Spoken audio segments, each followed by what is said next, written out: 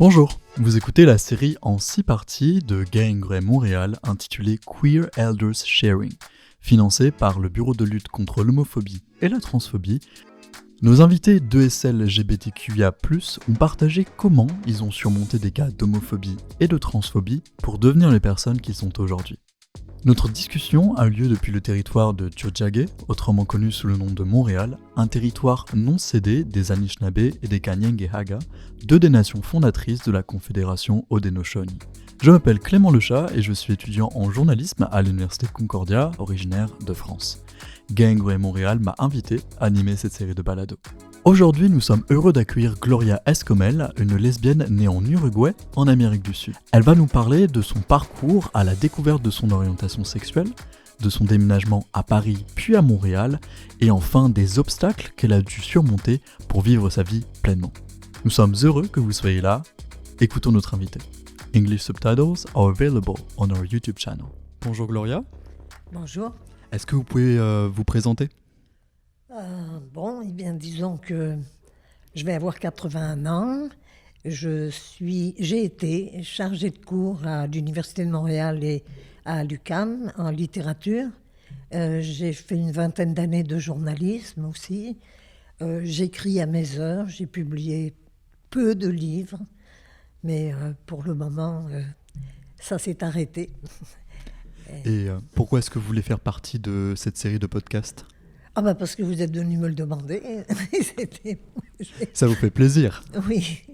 On va commencer en parlant de votre jeunesse en Uruguay. Votre mère est espagnole et votre père français. Oui. Vous avez vécu là-bas en Uruguay jusqu'à l'âge de 19 ans et après vous êtes parti étudier à Paris en 1960. Parlez-nous un peu de votre enfance en Uruguay. La différence entre l'un et l'autre pays, c'est surtout que l'Uruguay est un très petit pays de 3 millions d'habitants. Il y a toujours 3 millions d'habitants depuis une cinquantaine, soixantaine d'années. C'est un pays laïque, c'est-à-dire qu'à la place de Noël, on va dire la fête des familles, etc. Et malgré tout, le gros de la population était catholique à l'époque de ma jeunesse.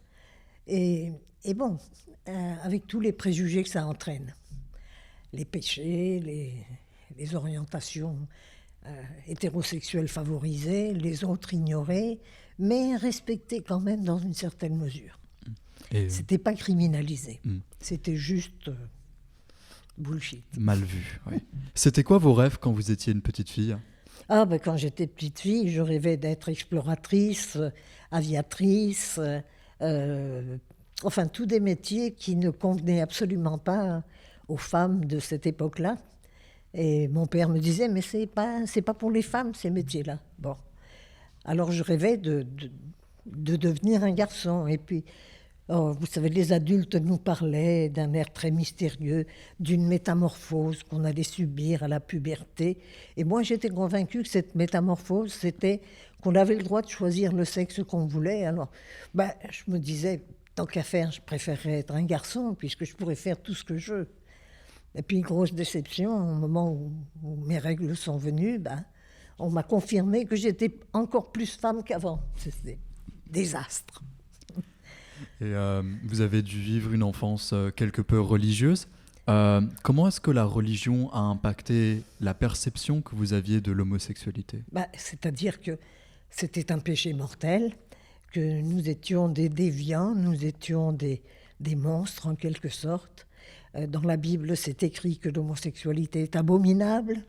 Et puis, les catholiques le considéraient comme tel, quoi. Et comment est-ce que vous avez découvert que vous étiez lesbienne ?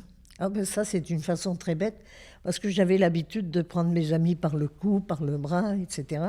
Et puis un jour, il y a une de mes copines uruguayennes qui m'a dit « Toi, tu dois être lesbienne, parce que à force de vouloir nous prendre par le cou, par le bras et tout ça, parce qu'en Uruguay, ça ne se fait pas. En France, oui, on voit très facilement des femmes qui se donnent la main ou qui se donnent bras dessus, bras dessous, mais en Uruguay, c'était pas ça. Alors sur le coup, ça m'a choquée. Ça m'a choqué beaucoup parce que moi, je ne pensais pas à mal. J'avais de l'affection et je la montrais, enfin, exubérante et démonstrative comme ma mère espagnole. Et puis, bon, j'ai commencé à lutter contre cette idée. Et bon, j'avais du succès avec les garçons parce que j'étais drôle. Alors j'ai flirté tant que j'ai pu, avec l'un, avec l'autre, il n'y en avait aucun qui me convenait. Alors voilà, ça m'a pris longtemps pour m'accepter. J'ai fini par l'accepter, mais douloureusement, à 18 ans, parce que j'avais toujours la religion catholique sur les épaules. J'avais été élevée dans une école de bonnes sœurs jusqu'à ma première communion. Et puis, j'étais très croyante. Puis là, j'ai commencé à l'être un petit peu moins, parce que je me disais, si c'est Dieu qui nous a créés comme ça, il savait ce qu'il faisait. Donc, c'est une acceptation. Et bon, et c'est à partir de là que j'ai commencé à douter de plus en plus des dogmes de la religion, parce que je les trouvais absurdes. Et vous avez aussi rencontré une psychiatre qui vous a aidé à vous comprendre. Ouais. J'avais un confesseur qui était très drôle, il était marseillais, et puis je m'étais ouvert à lui. Et il m'avait dit, écoute, petite, c'est pas possible, peut-être qu'il vaudrait mieux que tu ailles voir un médecin. Bon, alors je suis allée voir le médecin, je me disais, peut-être que j'ai quelque chose de travers. Et puis, après, j'ai eu... je passais mes examens de baccalauréat et puis j'avais raté, il fallait que je repasse l'été. Et à cette époque-là, en Uruguay, comme partout dans le monde, les amphétamines étaient en vente libre. Ici au Québec, on en donnait aux petites filles qui étaient grassettes pour qu'elles leur coupaient l'appétit. Et tous les étudiants en prenaient, quoi. Alors, bon, moi j'en ai pris. Puis les amphétamines, c'est ça, tu en prends un, ça fait un effet. Le lendemain, il faut que tu en prennes 2 pour que ça fasse le même effet. Puis enfin, moi j'avais sextuplé la dose. Alors, j'ai eu ce qu'on appelle un collapsus cérébral. Là, je suis tombée, pang, dans les pommes. Et mon frère a eu la bonne idée, ou la mauvaise idée plutôt, de me donner de l'oxygène qui était à côté du lit de papa, qui était cardiaque. Et ça aurait provoqué ça, une espèce de tétanie artificielle. Il a appelé le médecin tout de suite, il vivait à côté de chez nous, mais quand il est rentré, il a dit que j'étais morte. Bon, c'était pas... Il m'a fait une piqûre en plein cœur, il m'a ressuscité. Mais ça a été une épreuve assez forte de s'entendre dire « tu es morte » alors que tu penses. Je me disais, je ne peux pas être morte, je pense. Et bon, à la suite de ça, là, bon, j'ai passé mes examens sous visite avec certificat médical, mais après ça, j'ai eu des hallucinations très bizarres de vampires. Sans doute j'avais vu un film un peu avant et puis ça m'avait impressionné. Est-ce que les gens se penchaient vers moi, puis tout d'un coup, ils retroussaient les lèvres et puis je voyais les canines. Alors, bon, au début, je me suis tue, je ne sais pas pourquoi, j'avais des idées un peu bizarres, ésotériques, en me disant que, bon, les vampires, c'était une sorte de transformation de l'être, une quête de l'immortalité, enfin, j'avais déjà une imagination débordante. Et puis, un beau jour, dans le cours de philo, comme je suis sourde, j'étais toujours assise au premier rang, et le professeur se penche, il me dit « Alors, est-ce que l'on rêve ?» Et puis là, je le vois, le pauvre homme, tout d'un coup, qui retrousse les lèvres, et je vois ses canines. Alors, je saute par-dessus mon banc, je le jette par terre, et je me mets à courir, avec tous mes copains derrière, en me disant « Qu'est-ce qu'il t'avait ?» Mais qui m'appelait. Là, je vois une fenêtre ouverte, avec un rayon de lumière, puis je rentre là-dedans, c'était le bureau du surveillant général.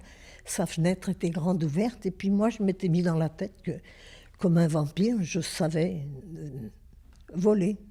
Alors, poum, je me suis jetée par la fenêtre, on m'a attrapée par les chevilles, enfin bref. C'était quand même assez grave pour que des amis médecins qui ont été appelés à la rescousse m'envoient chez une psychiatre.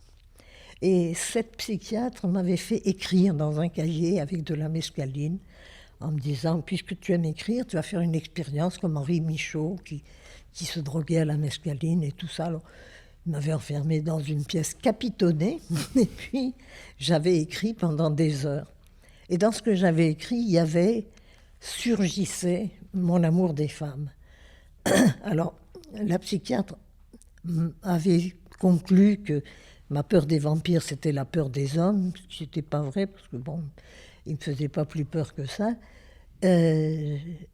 Puis, là, elle m'a parlé d'homosexualité, puis elle m'a dit, ben, si vous voulez que je vous dise comment guérir, je ne le dirai pas, parce que ce n'est pas une maladie. La seule chose que vous avez à faire, c'est apprendre à vous accepter et à vous faire accepter des autres. Alors, c'est dans ce cas-là, dans cette situation-là, que j'ai rencontré une psychiatre. Et justement, vous avez fait comment pour vous aimer et vous accepter? Oh, ben pour m'aimer, je sais pas, je pense que je m'aimais déjà un petit peu, quand même. Mais pour m'accepter, il a fallu d'abord ces paroles-là, ensuite celles d'une professeure que j'aimais beaucoup, enfin dont j'étais amoureuse, et qui m'avait dit, tu sais, j'ai connu une lesbienne qui était l'amie de Colette, l'écrivain. Elle a été très malheureuse. Alors si jamais tu pouvais aimer les garçons, ce serait mieux, mais sinon, ben, essaye. Bon, alors ça dédramatisait la chose. Par contre, j'ai quitté l'Uruguay parce que mon père prenait sa retraite et voulait la prendre dans son pays. Et puis là, j'étais dans des milieux étudiants et j'ai senti qu'il n'y avait pas de préjugés pour l'homosexualité et tout ça. Ça m'a enlevé un poids et puis surtout, j'ai perdu la foi. Alors à partir du moment où on n'a plus peur de l'enfer, on a peur ça va mieux, c'est ça. Et votre famille, comment est-ce qu'elle a réagi par rapport à votre homosexualité? Votre mère, votre père? C'est drôle parce que mon père était en voyage quand on m'a envoyé chez la psychiatre, et quand ils sont revenus de voyage, il a appris que j'étais chez une psychiatre et il était absolument contre. Il me dit non, les psychiatres, ça te rend plus fou que tu ne l'es. Mais pourquoi tu veux continuer? Alors là, je défie, je lui dis parce que j'aime les femmes. Alors il m'a dit, est-ce que tu as déjà couché avec une femme? Je dis non, mais c'est pas l'envie qui m'en manque. Alors il a conclu, bon, tu sais, à ton âge, ça te passera avant que ça me revienne.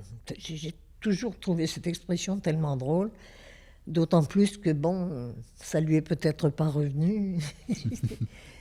Il avait quand même une 60aine d'années, puis bon, il était diabétique. Ce que ma mère trouvait, au fond, c'est l'avantage du diabète, c'est que je sais qu'il ne me trompe pas. Bon, et puis, ça ne lui est pas revenu, ça ne m'a pas passé, mais on n'en a plus reparlé. Et j'ignore s'il en a parlé à ma mère. Parce que ma mère, un jour, racontait une histoire que quand elle était jeune, elle était allée dans le métro à Paris et que tout d'un coup, elle sentait que quelqu'un lui touchait les fesses. Elle s'était retournée. Puis là, elle disait avec un visage de dégoût absolu, c'était une femme. Et puis toutes ses amies, alors je me dis, bon, je ne pourrais jamais lui dire à ma mère, elle prendra cet air dégoûté. Hein. C'était une femme. Bon, alors ma mère, on n'en a pas parlé. Et justement, vous avez parlé un petit peu de votre arrivée à Paris. Qu'est-ce qui était différent à Paris et en Uruguay en ce qui concerne la perception de l'homosexualité? Dans le milieu étudiant, il y avait une très grande ouverture d'esprit. Et cependant, la première année, j'étais dans un institut catholique parce que papa préférait que j'aille dans quelque chose de plus religieux plutôt qu'à la Sorbonne. Mais c'est là où j'ai rencontré ma première petite amie. Et puis bon, c'est bête. Et là, j'ai retrouvé mon confesseur, marseillais.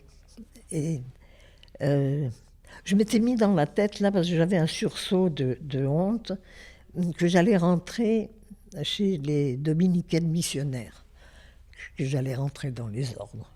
Alors quand je lui raconte ça, il me regarde et il me dit « Mais tu te fous de ma gueule, petite ?»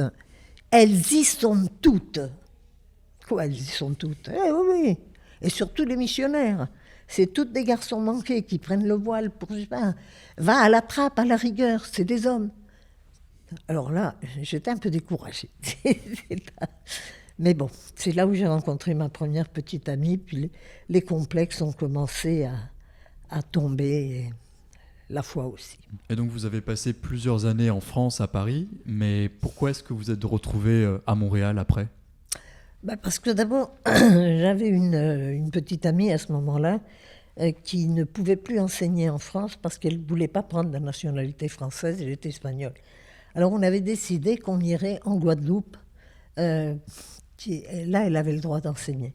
Alors on est d'abord parti en Guadeloupe, ça a très mal marché parce qu'elle était insupportable. Et puis là, j'ai enseigné, elle a enseigné, je suis tombée amoureuse d'une étudiante. J'avais 25 ans, elle en avait 19, elle n'avait pas la majorité sexuelle à l'époque. Et elle m'avait demandé de venir à Montréal parce qu'elle allait faire ses études ici. Alors c'est là, je l'ai suivie et que je suis arrivée ici. Ça a été le coup de foudre pour le pays, voilà, je suis restée. C'était l'année où Trudeau avait déclaré l'État n'a rien à voir dans les chambres à coucher. C'était une façon de... Bon, ça n'a pas empêché des persécutions quand même dans les bars, par la police, surtout pour les hommes, c'est sûr.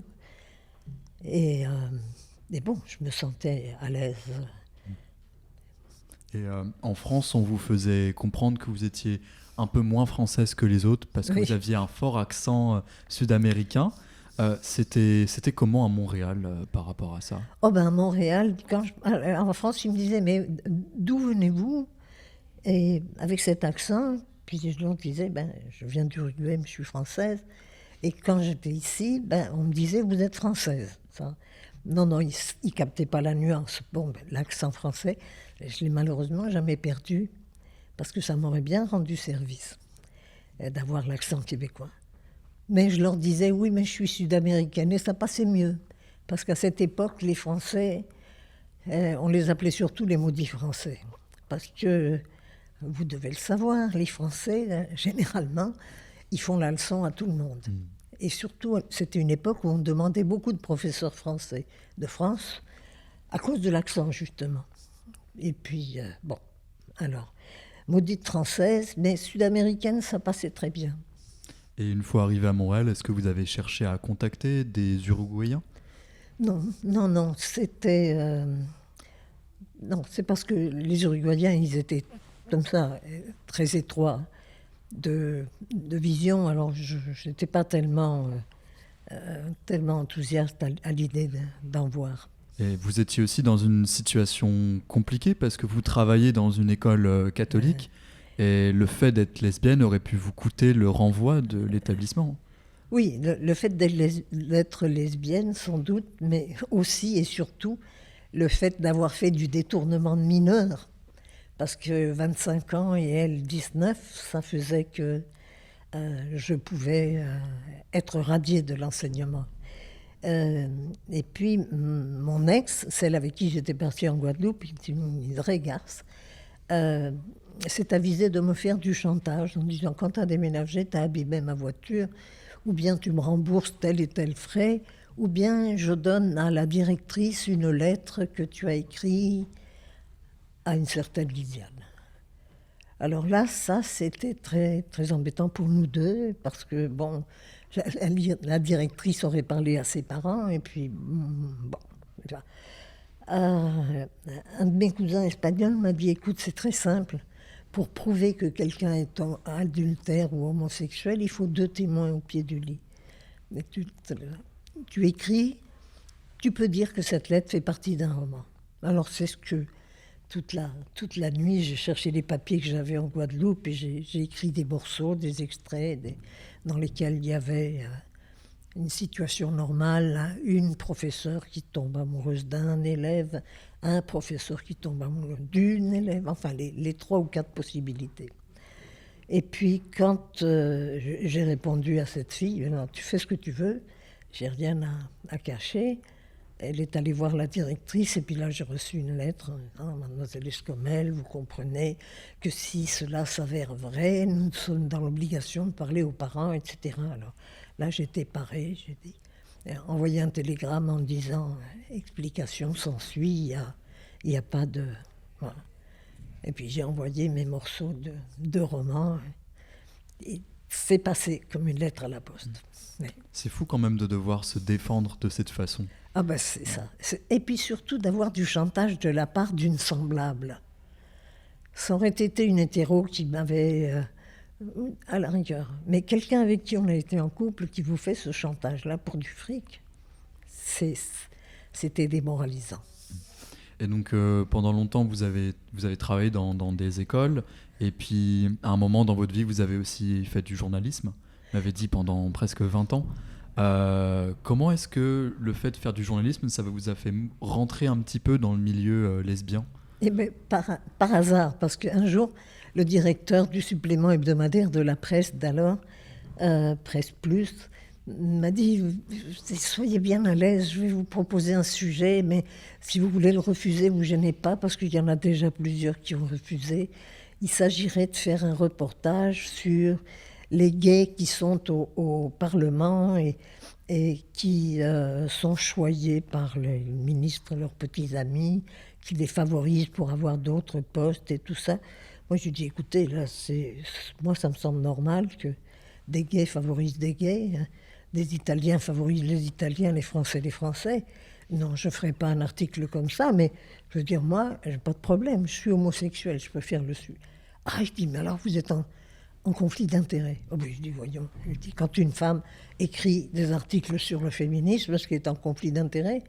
Ah non, vous avez raison, enfin, il était de bonne foi, le bonhomme. Mais je ne connaissais rien au milieu. Je connaissais un petit peu le milieu masculin parce que le directeur de Flammarion était gay et puis il avait une revue où j'avais commencé à écrire.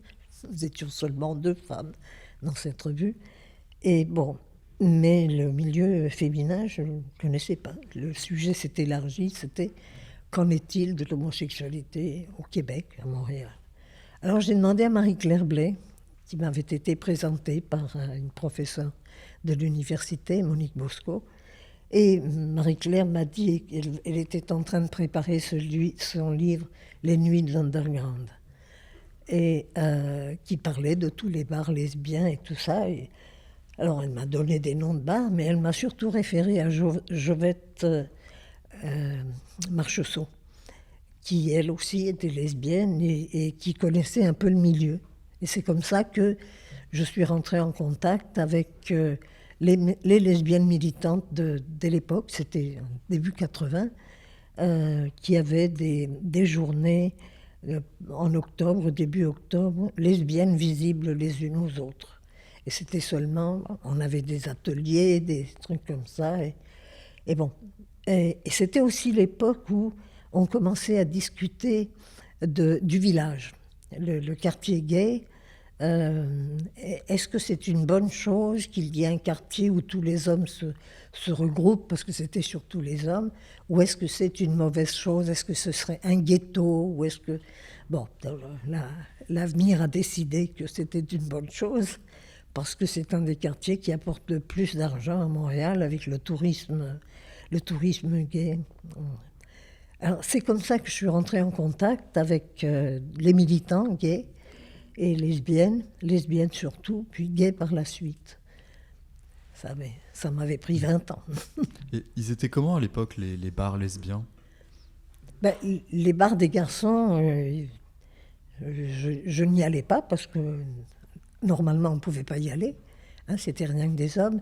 Et les bars des filles, tombaient les uns après les autres, tout simplement parce que la plupart des lesbiennes étaient peu fortunées et elles passaient la soirée avec une seule bière à la table. Donc c'est ça, le bénéfice de la maison tombait. Et pendant très longtemps, vous avez tenu votre homosexualité secrète. Comment est-ce que progressivement, vous avez été un peu plus visible ? Ah ben, secrète, non, pas envers mes amis, envers les bonnes sœurs chez qui je travaillais. Et puis après, je suis sortie de ces écoles religieuses. Je travaillais dans un collège français à Pierrefonds, mais je ne le disais pas davantage. Mais ça, du côté de mes amis, oui, j'étais à l'aise. Comment j'en suis sortie peu à peu? Justement, quand j'ai commencé à être chargée de cours à l'université, j'enseignais à des adultes, c'était un milieu laïque. Il y avait de l'indulgence pour ça. Les grands écrivains, Marie-Claire Blais, Michel Tremblay était homosexuel, ça passait bien. Puis là, j'étais moins gênée de le dire. Et justement, il y a même un étudiant qui vous a un petit peu forcé à révéler votre homosexualité. Il y avait un symposium sur justement le quartier gay. Et moi, en tant que journaliste, j'étais descendue. C'était une salle où il y avait des gradins, et puis la salle principale était en bas. Comme journaliste, j'ai commencé à poser des questions. Et puis, bon, je finis mon intervention et je vais reprendre ma place. Là, je vois un grand garçon descendre à toute vitesse, me prendre dans ses bras. « Merci, madame, merci. » Mais je dis, qu'est-ce qu'il pense ? Ben, il dit, vous êtes pas rendu compte, vous avez dit nous. Ah, je dis, ah bon. Et bon, ben voilà. Et ben c'est fait. Est-ce que vous êtes capable de faire la même chose en classe ? J'ai donné une classe de littérature fantastique. Alors je dis, écoute, je sais pas, est-ce que tu me vois rentrer en disant, eh oh les copains, là, j'ai oublié de vous dire, je suis lesbienne. Non. Non, dit, je vais vous trouver moyen. Et puis là, en classe, il me pose la question. J'ai lu que le thème du double était révélateur d'homosexualité. Alors là, il m'a pris au dépourvu. Je ne me suis pas rendu compte tout de suite qu'il me mettait sur la voie. Oui, je lui dis, écoute, regarde le truc de Wilson d'Edgar Poe, regarde ci, regarde ça. Il n'y a aucune référence, ni aucune image subliminale qui parle d'homosexualité, alors je ne comprends pas. Ah, il dit, vous ne comprenez pas parce que vous devez avoir des préjugés contre les homosexuels. Ah, là j'ai compris, et ben je lui dis, ben non, comment veux-tu que j'en ai alors que je suis homosexuelle ? Pas dit lesbienne, j'ai dit homosexuelle. Là, il y a eu un silence dans la classe, là. Et puis tout d'un coup, il y en a une qui s'est mise à applaudir, puis toute la classe s'est mise à applaudir. Alors je leur ai dit, mais qu'est-ce qui vous prend ? Pourquoi ? Ben, c'est parce que ça prend du mérite, a dit quand même une étudiante, c'est pour ça.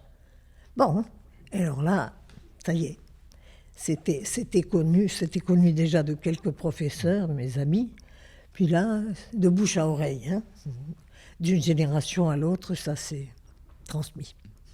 Vous nous avez raconté tellement de choses intéressantes sur votre jeunesse en Uruguay, à Paris, et aussi après quand vous avez émigré à Montréal.